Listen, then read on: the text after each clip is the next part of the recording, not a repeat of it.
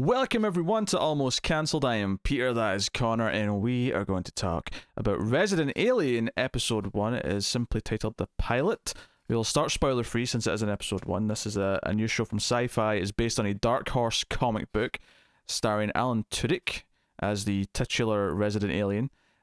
She is simple. I mean, the premise is simple. He's an alien who's crash landed and has taken over the identity of a man that he encountered upon his arrival, and is trying to keep to himself, but in the first episode is drawn into the small town that's nearby because they need his the real person he's mimicking, his doctor expertise, but he has to come in and pretend to try and be human. So we get a lot of quirky narration from him and stuff like that, and there's kind of a murder mystery plot kind of set up here in the first episode as well. So that's the general gist of the thing. So Cara, how did you feel about the first episode of Resident Alien? Things I like, things I didn't. There are some humorous elements for sure. I think I dislike how Case of the Week, it kind of feels like it's setting up at the end. Feels really, networky, and there is some quite atrocious dialogue by one character in particular. But there are elements to like. I mean, there is an ongoing plot setup, which is good. I think my takeaway from this, actually, as I was watching it, is that it's one of the most it's one of the most kind of back and forth comedies I've seen, in that there were some bits of humor that were really making my eyes roll that I didn't think worked, and I didn't understand why there was jokes there. For example, in his narration, he makes sort of jokes about how the town doesn't have a pizza place and how it has bad internet, when he really shouldn't understand. Given a lot of the other humor, he doesn't seem like he should understand what those things are or care about it. But then it would do something else that was based on the context that it set up for who he is and how he'd interact with people. It was making me laugh out loud. So I felt like I was rolling my eyes as much as I was laughing. It was kind of a weird back and forth 50-50. Yeah, it's weird because obviously there's a lot of him. He spends a lot of his days and nights, looking for something that's part of the ongoing stuff. Mm-hmm. But it also seems like he's watched a lot of TV. That's how he's picked up a lot of pop culture, because he does a thing about Law and Order, I think it was. Yeah, he's watching Law and Order to learn English, which actually leads to some of my favourite humour in the episode. The final time where that comes up, did make me like, because the first one was like yeah whatever, but when it came back later, that got me. I enjoyed the humour. I think Alan Tudyk's doing a good job. Obviously, Alan Tudyk being good is not a surprise. yeah, that's kind of the safest bet you could have had. I mean, because you make Noma's Wash from Firefly, which was created by Joss Whedon, who also created the hit television show Buffy the Vampire Slayer. But you have him. He kind of gets a love interest, and the is she a doctor or a nurse? So either way, works at the clinic. Yeah. And he kind of, it's not like he befriends her per se. She's trying to interact with him like he's a normal human being, but he's obviously being very weird. And I appreciated that everyone's kind of aware. Like, it's not quite Third Rock, where he's being quirky but otherwise doing an okay job at blending in. Eccentric, but it does stick out. He's very intensely weird at all times.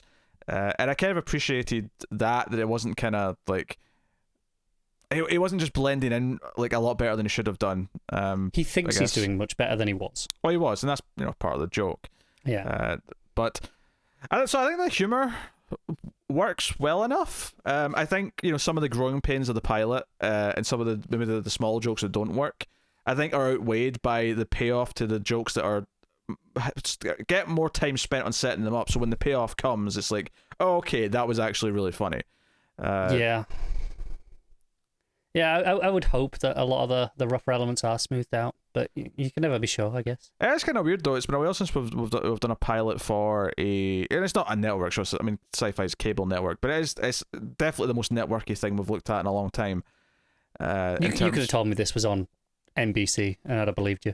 I think the word shit was uttered once. Maybe take out that, and then you're good. Yeah. That's basically it. Pretty much. But it did an okay job setting up his supporting cast. I think there's a couple of them that are likable enough. Particularly, I think the nurse is likable. I think the bartender character's all right. She was likable. No, see, I really disagree. I think her dialogue is quite terrible a lot of the time, and really? it was really, it was really bugging me. I thought she was okay.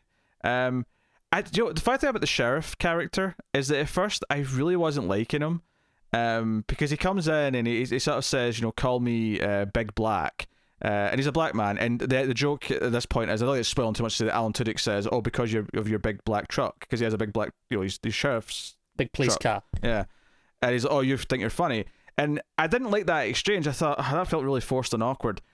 But then the joke actually became that he's actually he wants people to call him Big Black, and no one's willing to do it. So it kind of became better as it went on. So I'm still... Yeah, because he we go, it's like, how many times have I told you? Call me Big Black. He's like, I'm not comfortable calling you that. Yeah, I'm not comfortable. I'm not comfortable calling you Big Black. It's not happening. Because even I thought it was a bit weird at first. So when other characters started saying, yeah, I'm not comfortable calling you that, it's not happening. I was like, okay, all right. This is actually working better than I initially felt like it would. And then he's got a deputy who's there for comic relief as well. There's a lot of comedy going on, even though there is an ongoing plot. And some of the themes that it's playing with, we've seen in other shows. The idea of aliens thinking humans are a bunch of worthless pieces of trash, but maybe through interacting with us for a while, we'll actually learn that we're worth something and not just complete garbage. It's a central theme, right? That's kind of what it is. But there's a lot of good stuff in this. I won't spoil any of it until we get to spoilers, but I will say almost every interaction with a child in this episode was moi. That was some of the best stuff. And I will say it was a little weird because they put our alien character in a pretty unlikable place right from the off. Mm-hmm. And I'm not sure the episode really overcomes that. Like, it kind of just tries to brush it aside. I'm like, hey, no, it's fine. You like this guy. He's your main character. But I feel like I'm still hung up on that. I'm not sure this is such a good dude. I don't think he's a good dude yet. I think that's kind of the point. No, I get that, but I feel like the quirkiness, it's trying to make him more likable than he should be. It's kind of, he's darkly likable. Don't get me wrong. I think... I mean, I don't think it's spoiling to say that the person he takes the appearance and identity of is someone that he kind of kills when he appears. I don't think that's much of a spoiler to say that that's what he's done. And I think him, over the course of the season, I imagine there'll be a point where he eventually kind of regrets that and maybe understands that, the reason why the real Alan Tudyk, for lack of a better term, the reason why he, hit him when he saw this big alien dude was out of fear, and he shouldn't have, did what he did to him. So, no, I get that, and I get that there's a lesson to be learned there, but also that inherent, opening, that's the first thing we see of him, makes him so unlikable that I'm like, I don't think the episode overcomes that for me. I think I disagree. It makes him unlikable. Something to me, because it's not like a malicious choice. It's kind of, and at least a couple of good laughs later on. Actually, I thought. I think part of the problem is as well, like, he talks about how he's not found the body yet, like they've washed away, so he's trying to find the body so no one else discovers what it is, and it all feels so meticulous, like it's planned. Not the actual the act was premeditated, but the idea that no, I'm keeping this under wraps. This is, he's not, because he's not regretful. He's still actively trying to, all right, I'm keeping this down low. It feels like he's still unlikable to me because of these elements, because it is still ongoing after the 3-4 months of whatever it's been time jump. Yeah, I don't read any of this as unlikable, because the whole point of this is that he does not care about humans at all. Obviously, the story of the show is going to be that he does ultimately learn to care, and there's kind of a little bit of that in episode 1, of course. But and that dark part of his character, that dark humor of him just sort of thinking, I'll just kill this person or whatever without thinking about it twice, is some of the best humor I think in the episode. I think it's because it's not that he's evil, and him looking for the body is just purely out of covering it up to make sure that no one finds out there's an alien on Earth, because he's not, no one's supposed to know he's here. Like, that's obviously point number one. He wasn't even supposed to land. I mean, we see kind of very quickly that he was just flying by, essentially. Yeah, it's a tough one, because I don't know if the overall plot is something that's super exciting necessarily. I mean, I think the potential for Tudyk's character learning to respect humanity is the sort of thing that feels like it might fit a 2-hour movie better than a 10-episode season of TV.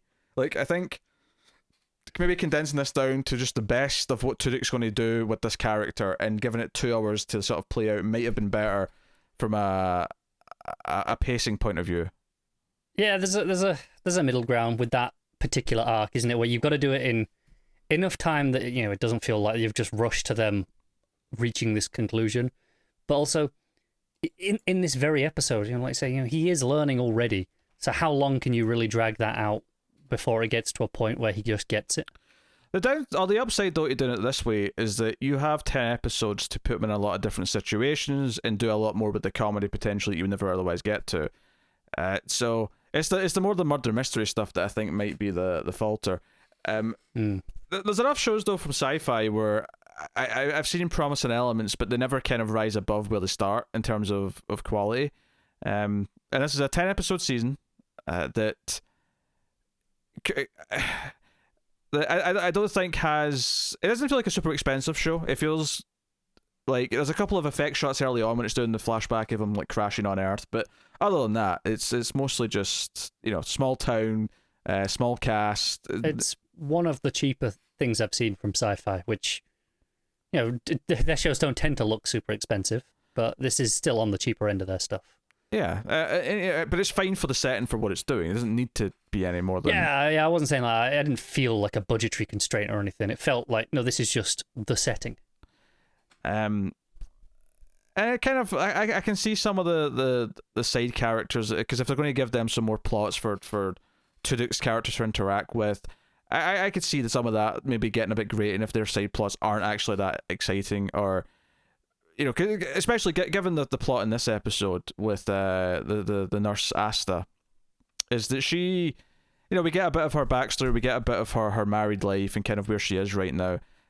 Once we're past just her having to deal with how weird Alan Tudyk is, and that is maybe some of the more mixed stuff of the episode, but it was trying to play some of the dramatic beats.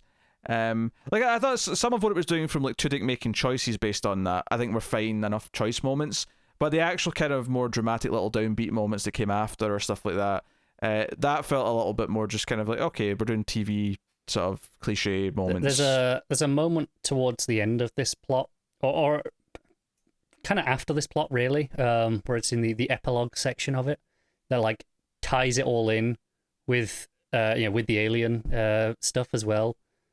Not like in an overt way, just thematically. Okay, there's some linkage here, and it felt like a super TV scene to me. Like it felt like just a really obvious TV writing clunk. It's one of the weakest elements. Yeah, that stuff is definitely the weakest part of the episode. That said, it kind of brought it back around again for me in the final scene, which is a funeral scene, which is not a spoiler because it's just a funeral for the dead body that turns up early on that he has to go and do an autopsy for. That's why he's called into town in the first place. Which might actually be one of the funniest scenes of the whole episode. So it's like because it had like an extended 10-minute period where it was getting to the more dramatic stuff, and it was starting to kind of lose me because I was like, this isn't as maybe what I was liking about the show. It's not really landing, yeah. But then it came back around, and I'm like, okay, yes. So there's a lot of potential for a lot more of this stuff that I do like. So I think we'll give the spoiler warning so we can talk about some of the bits that actually were really funny and what the jokes were. So spoilers from this point on for Resident Alien Episode 1. So the big thing is he's watching Law & Order, and you do hear it a couple of times early on. You hear the dun-dun thing. And when he's taken to the dead body, first of all, the first time, because I wasn't really laughing at much of this, the first time I actually laughed or thought something was funny was he's up to Asta, who's like, she's fallen asleep, right? But it sort of frames it in a way where she could be lying on a table or something like that. And he comes up and sort of smells and goes, oh, judging from the smell, I'd say this one's been dead for at least 6 hours. And then she wakes up. And I have to admit, I actually got a kick out of that joke. I think that I might have done, but it was in a trailer that I saw on Twitter earlier in the week. So it was kind of, the moment was ruined for me, so I'll never know, unfortunately. I didn't know it was coming, and it did make me laugh. I love the idea that the first thing, because it's very clear that this is essentially going to be the closest thing he has to a love interest. So the idea that their first meeting is him saying she smells so bad that she could have been dead for 6 hours is really funny to me. That's fair. But he sees the dead body and he's like, this is awesome. And like, the nurse whose like boss has just died, the sheriff and the mayor all standing around being like, excuse me? It's just like Law & Order, it's a murder mystery. And then he thinks he solved it, and of course it turns out later he hasn't. But he does do the dun dun like to himself. As he puts it, I think it's a clung clung. That's what he says. Yeah, I would describe it more as a dun dun, but that's yeah. I think that's why they stuck in my head more, because that's such a oddly specific way of phrasing that sound. Oh, he's alien. He's weird. He does. Oh, it is, yeah. But the payoff to this comes back at the end when he decides to go up and open the coffin in front of the dying, the widow rather. Which, by the way, in front of everyone, it's in the middle of the funeral. The other big laugh I got midway through the episode is they keep trying to reach his widow because she's away out of town and not be able to contact her until her husband's died. None of them really want to either, because none of them want to break the news. Yeah, they're all kind of cowards about telling her. And she comes in when it's right after the autopsy, and Alan Tudyk's holding the brain in his hands, and she's like, "Hey, I'm Mrs. Blah blah blah. Is my husband around?" And he's just holding the brain. And it was a funny moment. It was like he's literally holding the brain of her dead husband. It gave me a chuckle. But at the end of the episode, he examines the body, realizes that he was trying to stab his own windpipe in a rush because he was poisoned. And he was trying to do the thing where they cut the windpipe over and stick the pen in so he can breathe. Yes, tried to do that to himself. And she's like, "Okay, so he's been poisoned." And he's like, "And anyone here could be the killer." And he looks out at everyone and then just goes, "Dun dun." And it was a great payoff. It made me laugh. It was like, okay, you know what? That was set up. It was really a thirst because you heard it on the TV. The first time he did it was pretty funny. And then this time when there's like a real murder mystery that's actually going to take a while to solve, where one of the regular characters could be a murderer. I think what got me is like the second time, the time where he does it to the body, the first, in the office. I didn't find it funny. Like, it was just like, okay, I get what you're doing. You're doing the weird thing, and they're all there looking like, what the hell are you doing? This is so inappropriate. But I didn't find it that funny until it came back here at the end, and then it completely got me. Mm-hmm. Which is really, but it only worked because of the setup as well. Like, so it's a weird dichotomy there. I think it also works that the first two are both very early, and there's a big gap before this last one, so you've kind of forgotten about it. Forget about it, yeah. So that's there. All the stuff with the kid I thought was really funny. We actually end the episode on the kid. So at first I thought it was maybe suggesting that kids could tell that he was in a disguise and they could just see his alien form. But he explains in his narration that it's like a 1 in 10,000, like they'll basically the disguise, the trick of light that shows that he's human to everyone else doesn't work on 1 in 10,000 people, and it's just a coincidence that this one kid in the town can see that he's really an alien. And the scene where the kid sees him and screams and runs away is amusing. But when he comes out of the bar and he's gotten drunk because Asta and the bartender have got him drunk, listening to the Kesha song? No, I think that was Starships by, I want to say, Nicki Minaj. Of course, yes, Nicki Minaj. I do want to say that. I'm not 100%, but I do want to say that. Yes, Nicki Minaj of the Minaj clan. So, I mean, maybe it is good. I don't know, but Starships was definitely the song. That sounds right. I think they were singing about starships. Yes. Yeah. Modern pop music's not my forte, I have to say. No. But he comes out drunk, and there's a lot of good humor here because he's never been drunk before. Where he's like, you know what? There's that one kid who knows who I am, and he has a little flashback, and he's like, "I'll tell you what, the answer is clear. I will simply go and find this child and kill him." And I think that's the dark part of his character that I really like, which is why I think your complaints that he's a bit unlikable is a bit weird to me, because I think the best parts of his character is that he's willing, at least right now, his first thought is, "I'll go kill the kid," and he's like, "It's a good thing this alcohol is helping me make rational decisions." And then likewise, the next day when he's really, he's sort of sober and he's realizing what he's done, he's like, if alcohol clearly must not affect humans that way, because if it did, they would never touch the stuff. Yes, he's clearly suffering from a hangover at this point.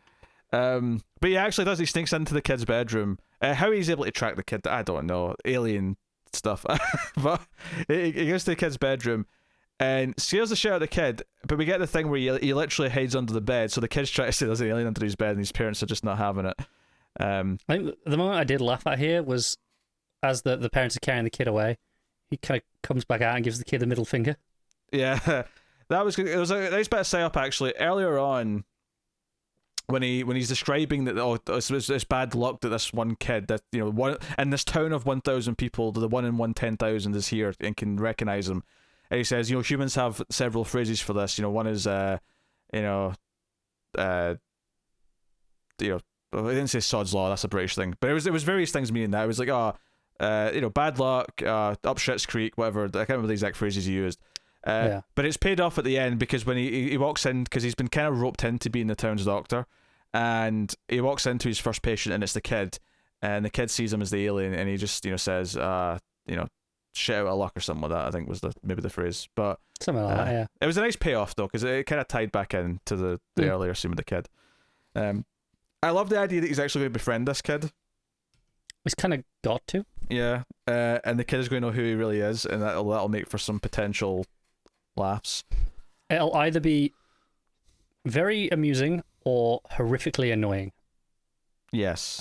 It'll go one of two. There's no middle ground on this. Yes. I think the thing this has going for it more than anything is that Alan Tudyk's performance and the way the dialogue plays him off everyone else is working, because he's acting genuinely weird and everyone's not treating him like he's not. They're all reacting to it.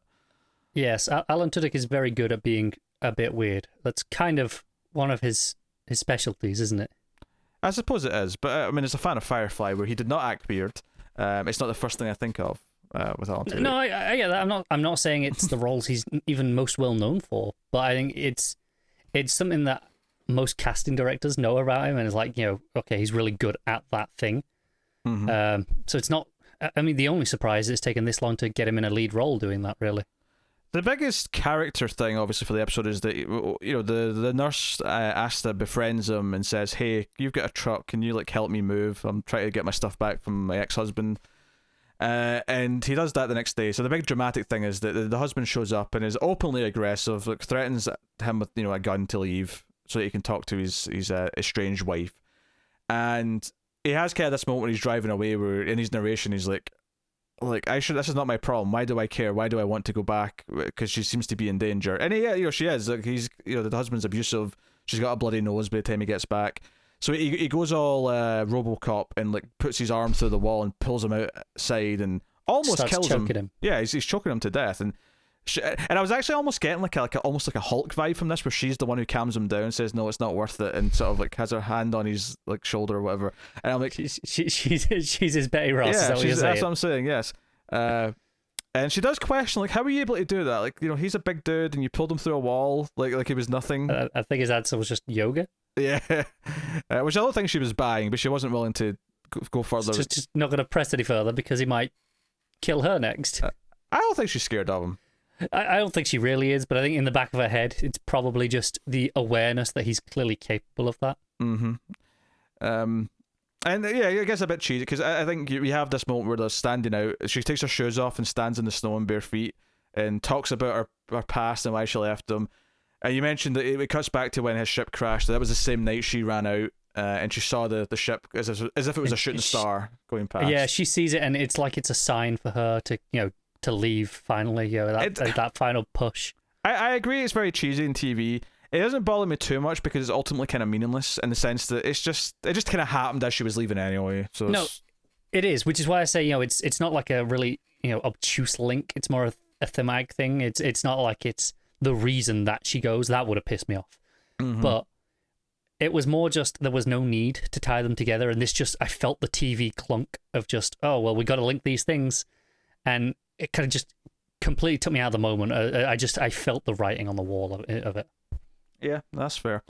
Obviously, the hook for the episode, which it wasn't a surprising thing. It felt like it was teasing it all episode. That the reason why he was here was maybe to just kill everyone on the planet. Because he's looking for the device that dropped from his ship. Because he was meant to just drop something, and he's looking. There's a couple of scenes where it'll cut back to him when he's got the hangover, for example. He's in the snow. He's got a makeshift metal detector that he's made. And he keeps telling he's got to find it before the snow melts because someone else might then. And he finds part of the ship, but he's not found it yet. But it turns out it's we don't know if it's a nuke per se. It says it's an extinction level event.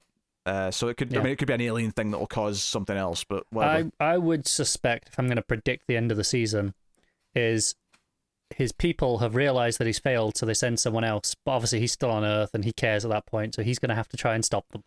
Well, yeah, it has the whole thing where there's a backstory to the town, something they always so the town slogan is the 59 to save the one, which was there was a cave in at a mine in the town back 150 years ago or whatever, and these 59 miners went back in to save the one missing guy, and they saved them, but they all died in the process.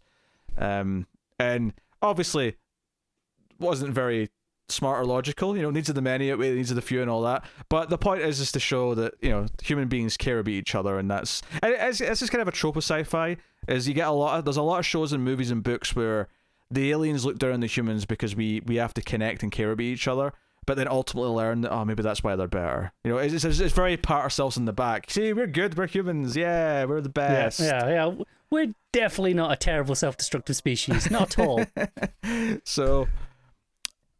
But it works when it's done well, so there's potential for that, certainly.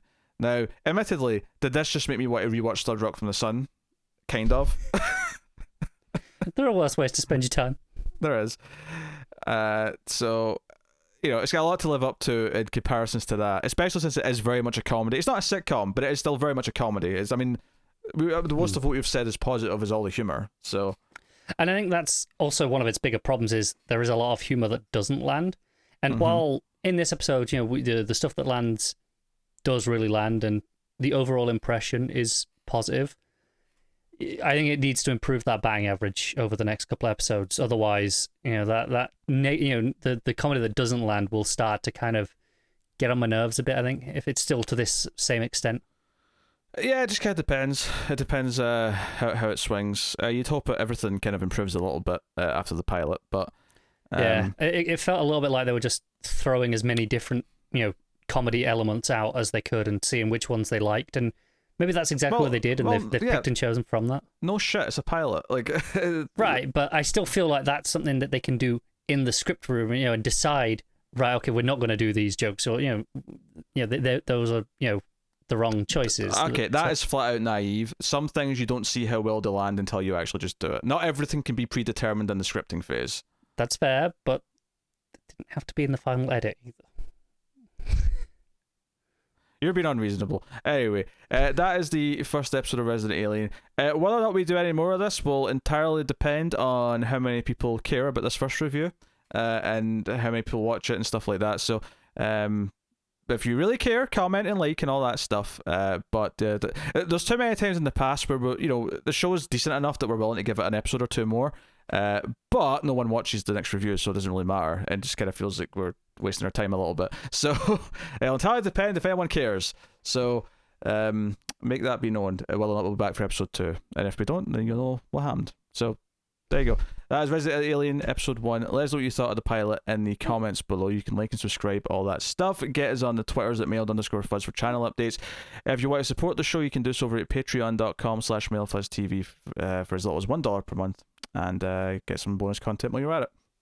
But that is us. So thank you once again for watching or listening. We always appreciate it. Keep watching TV. Have you got any vanilla?